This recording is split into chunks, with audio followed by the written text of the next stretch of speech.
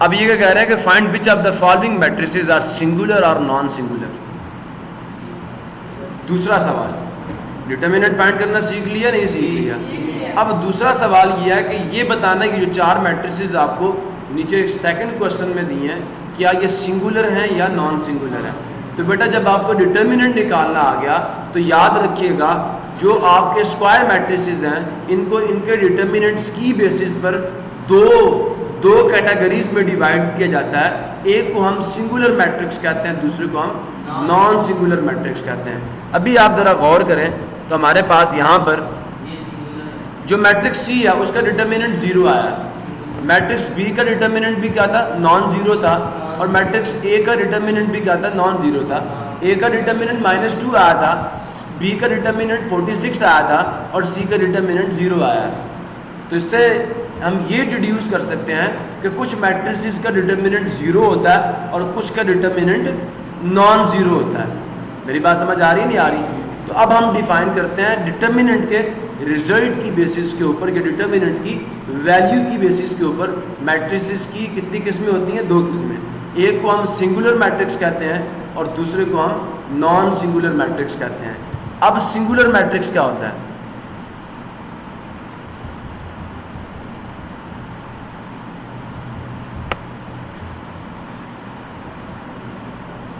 ठीक है, पहली बात ए स्क्वायर मैट्रिक्स। कौन सा matrix? Capital A is called singular, is called singular matrix if and only जो डिटर्मिनेंट ऑफ ए है वो 0 हो जाए। समझ आ गया? अगर आपके मैट्रिक्स का डिटर्मिनेंट 0 है तो पक्की बात है मैट्रिक्स सिंगुलर है। अगर किसी स्क्वायर मैट्रिक्स का डिटर्मिनेंट क्या आ जाए, 0 आ जाए, तो मैट्रिक्स क्या है? सिमेट्रिक। स्क्यू सिमेट्रिक की डेफिनेशन याद है या नहीं याद? इक्वेशन लिखते थे नहीं लिखते थे? आपको एक बंदा कहता है जी मैट्रिक्स क्या है, सिंगुलर है, तो इसका मतलब ये कि उसकी मैथमेटिकल फॉर्म ये है, मैथमेटिकली इसका मतलब ये है कि उसका डिटर्मिनेंट 0 आएगा। और अगर मैट्रिक्स का डिटर्मिनेंट 0 आ रहा तो आप कह सकते हैं वो सिंगुलर है। अगर सिंगुलर है तो मतलब क्या, डिटर्मिनेंट 0 है। अगर डिटर्मिनेंट 0 है तो मैट्रिक्स सिंगुलर है।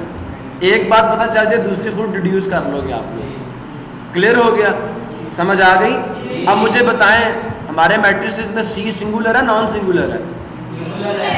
अब बताएं बी सिंगुलर है नॉन सिंगुलर है? अब बताएं ए सिंगुलर है नॉन सिंगुलर है? तो जुरे वाला अब नॉन सिंगुलर की डेफिनेशन भी लिख लेते हैं। ठीक है, सिंगुलर मतलब डिटर्मिनेंट 0, नॉन मतलब नॉन जीरो। ठीक है, तो non singular matrix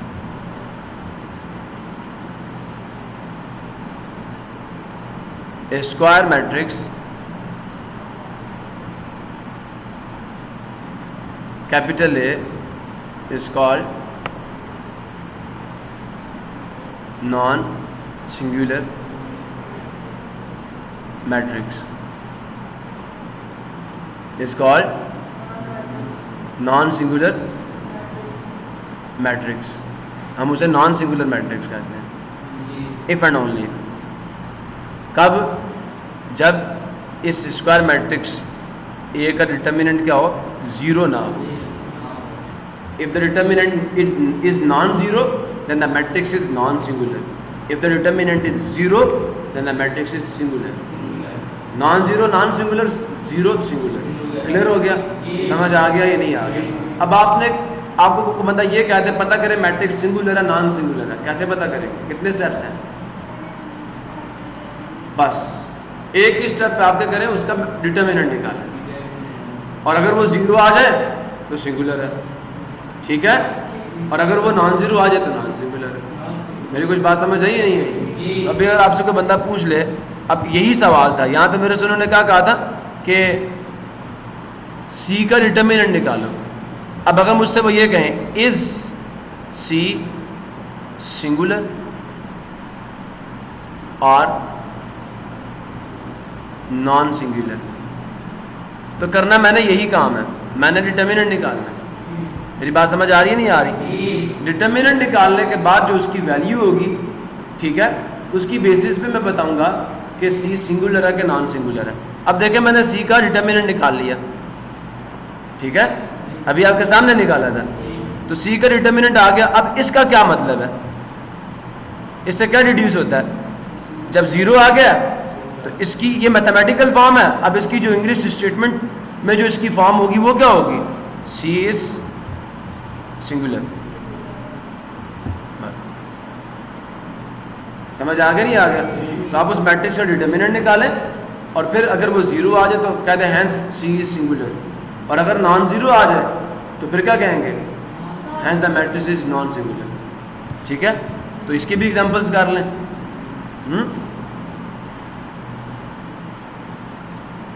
example number 1, matrix दे दिया ए, ठीक है, और सवाल पूछा इज कैपिटल ए सिंगुलर और नॉन सिंगुलर, सवाल पूछ लिया। तो अब बेटा सॉल्यूशन लिखेंगे इसका। सॉल्यूशन में हम लोग क्या डालेंगे? First of all determinant find करेंगे, पहला step. Determinant of A is 1209। अब डेफिनेशन अप्लाई करेंगे तो 1 को किससे मल्टीप्लाई करेंगे? 9 से, और 0 को 2 से। अब ये 9 हो गया माइनस 0 हो गया, 9 माइनस 0 रिजल्ट क्या आ गया? अब मुझे आप खुद बताएं कि डिटर्मिनेंट ऑफ ए 0 आया नॉन 0 आया? नॉन 0 है ना, ठीक है, समझ आया नहीं आया? अब मैं यहाँ पे लिख सकता हूँ because determinant of A is equal to 9 which is not 0, ऐसा ही है। हैंस आप इसके बाद भी बच्चे डायरेक्ट डाल दें, hence capital A is non singular matrix.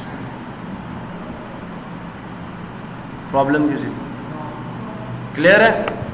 Next अगर हमसे ये पूछ लिया जाए, example number 2, capital B matrix दे दिया गया हमें, ठीक है,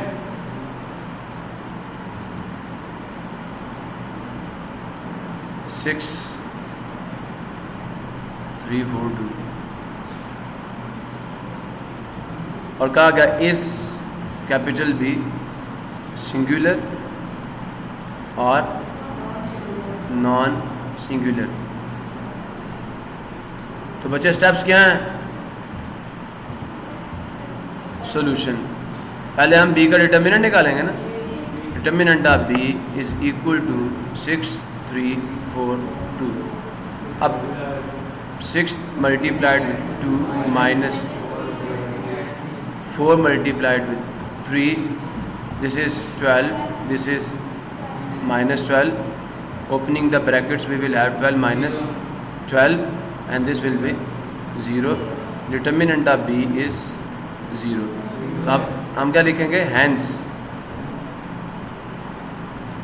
b is singular matrix। इस स्टेटमेंट का मतलब है सिंगुलर, और अगर नॉन जीरो वाली स्टेटमेंट आ जाए तो इसका मतलब क्या? Non singular. क्लियर हो गया बच्चों? तो ये इसका मतलब ये हुआ कि आप अपना क्वेश्चन नंबर 2 भी अच्छे तरीके से कर सकते हैं, ये नहीं कर सकते। अब अगर आपको एक सवाल दे दिया जाए कि find the adjoint of A matrix, ठीक है, मेरी बात समझ आ रही है नहीं आ रही? इन्वर्स की बात अब मैं बाद में करूँगा आपसे। तो फर्स्ट ऑफ ऑल देखें, हमने डिटर्मिनेंट को डिफाइन भी किया और उसको मालूम भी कर लिया, ठीक है। ये मैट्रिक्स था, डिटर्मिनेंट ऑफ ए, इस तरह हम उसको डिनोट करेंगे। सुन रहे हो नहीं सुन रहे? डिटर्मिनेंट ऑफ ए को यूँ भी लिख सकते हैं।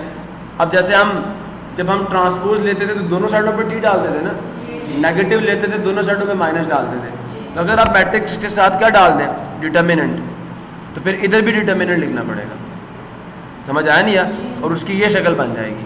फिर प्राइमरी डायगोनल के एलिमेंट्स को मल्टीप्लाई करके सेकेंडरी के एलिमेंट्स को मल्टीप्लाई करके इन दोनों का डिफरेंस लेना, आंसर में एक नंबर आएगा। ऐसे ही है ना, जैसे कहीं 46 आया, कहीं -2 आया, कहीं पे 0 आया, कहीं पे ऐसा ही है ना, तो ये एक रियल नंबर आएगा आपका आंसर।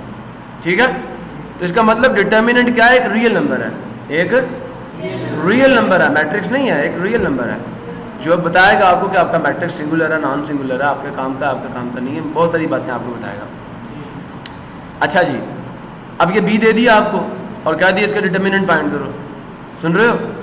तो क्या करेंगे, बाज लगाएंगे, 1 1 -2 3, 1 को 3 से मल्टीप्लाई करेंगे, 2 को -2 को 1 से, तो ये -2 मल्टीप्लाई पर -2 आ जाएगा। जब साइन अप्लाई करेंगे तो वो +2 हो जाएगा। ऐसा ही है, तो 3 + 2 5 आ गया। ठीक है, तो डिटर्मिनेंट ऑफ बी कितना आ गया? 5। अब आपको एक और मैट्रिक्स दे दिया m, सुन रहे हो कि नहीं? अब क्या किया, इसका डिटर्मिनेंट निकाला तो वो 0 आ गया। ठीक है, अब एक का नॉन जीरो आया, का 0 आया, इसी की बेसिस के ऊपर सिंगुलर और नॉन सिंगुलर की यहाँ पे आपको डिटेल्स बता दी जाएंगी। A square matrix A is called singular if the determinant of A is equal to 0, that is, इसका मतलब ये है कि डिटर्मिनेंट ऑफ ए 0, मैंने ये लिखा और यही लिखा है, तो बात समझ आ गई हमें। अब इसका डिटर्मिनेंट निकाल लो, 0 ही आएगा। ठीक है, फॉर एग्जाम्पल ये सिंगुलर मैट्रिक्स है, क्यों? क्योंकि इसका डिटर्मिनेंट 0 है।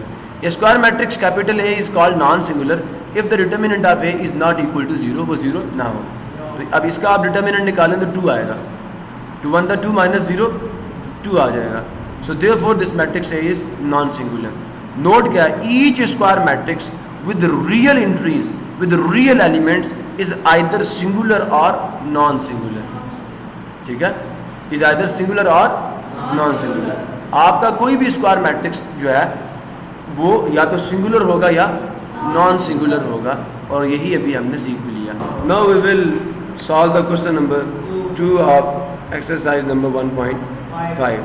Question number 2 is find which of the following matrices are singular और नॉन सिंगुलर। सिंगुलर मैट्रिक्स वो होता है जिसका डिटर्मिनेंट 0 होता है, और नॉन सिंगुलर मैट्रिक्स वो होता है जिसका डिटर्मिनेंट नॉन जीरो होता है। जैसे आपने फर्स्ट क्वेश्चन में मैट्रिसेस का डिटर्मिनेंट निकालना सीखा, यहाँ पे भी आपने मैट्रिसेस का डिटर्मिनेंट निकालना है और उसके बाद एक स्टेटमेंट लिखनी है उस रिजल्ट की बेसिस के ऊपर।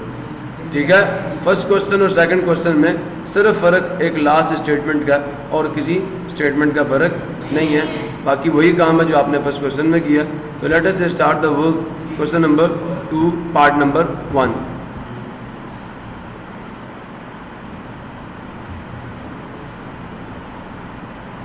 ठीक है जी, सो मैट्रिक्स ए 3 2 4, और अब हमने पता करना है कि जो ए है ये सिंगुलर है या नॉन सिंगुलर है। तो सॉल्यूशन का आगाज़ कर लेते हैं। हम डिटर्मिनेंट ऑफ ए लिखेंगे 3 6 2 4। Determinant of A will be equal to 3 × 4 -2 × 6। 4 3 the 12 -12, and now the determinant of matrix A is equal to 0। अब इस स्टेटमेंट की बेसिस के ऊपर आप अपने मैट्रिक्स के सिंगुलर या नॉन सिंगुलर होने का ऐलान करेंगे। और आपको मैंने पहले बताया था कि कोई भी ऐसा मैट्रिक्स जिसके लिए डिटर्मिनेंट 0 आ जाए वो सिंगुलर होता है। तो हम यहाँ पे अब लिखेंगे हैंस जो मैट्रिक्स ए है is singular। This is the problem। पहले बच्चे डिटर्मिनेंट तो निकाल लें फिर लिखें। Now second question of exercise number 1.5 का सेकंड पार्ट क्या है जी? B4132।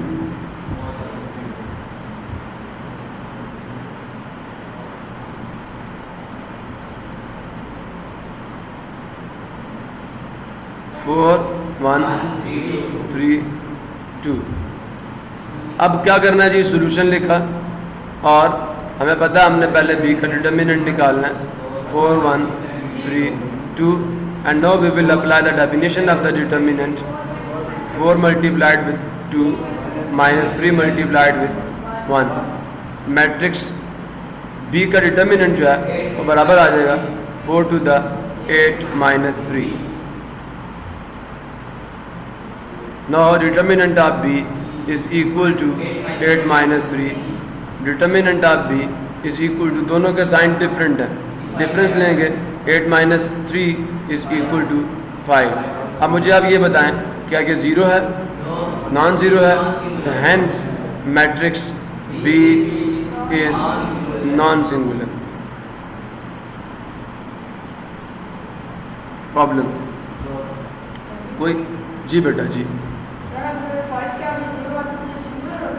5 के आगे 50 बन जाता है ना, तो 50 ज़ीरो तो नहीं है, 50 एक नंबर है जो कि नॉन ज़ीरो है बेटा, समझ आया? Non singular. ज़ीरो आए, सिर्फ ज़ीरो, फिर बेटा सिंगुलर. ठीक है, 5 के साथ ज़ीरो अगर लिखा हुआ हो तो 50 बन जाएगा. 50 ज़ीरो है.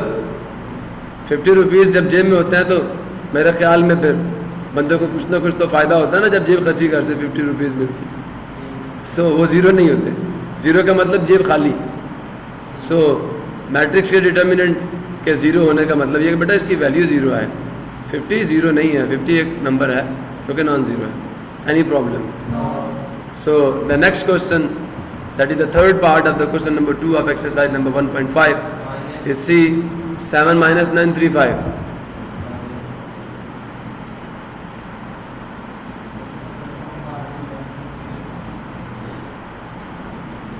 C is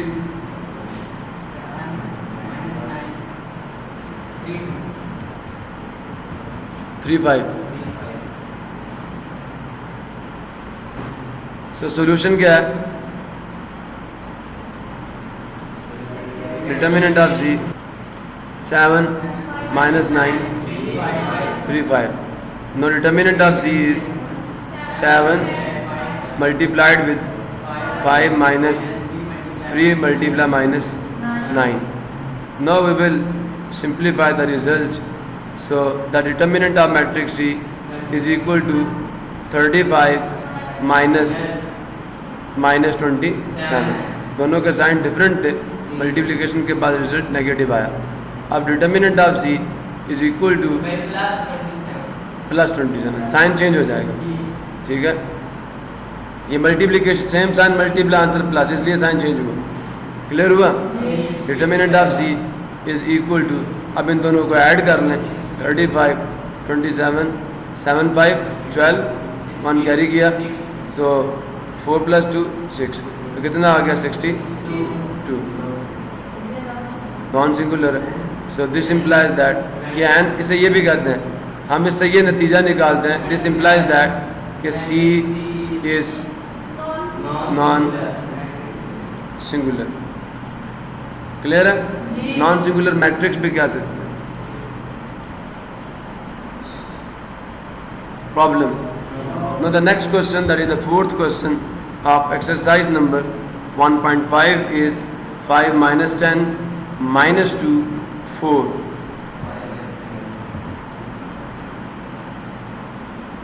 Question number 2, part number 4, and the matrix is D. 5 minus 10 minus 2 and 4. Now we will solve this question. Determinant of D is equal to 5 minus 10 minus 2 4. And now we will apply the definition of the determinant of the matrices. Determinant of D will be 5 multiplied with 4 minus 10 multiplied with minus 2. Clear हो गया? Determinant of D is equal to 20 minus, अब दोनों के sign same थे multiplication में, तो plus 20 आ जाएगा. अब फिर ब्रैकेट्स को ओपन कर लें, तो 20 minus 20, and now the result is determinant of D is equal to, ठीक है. So this implies that matrix D is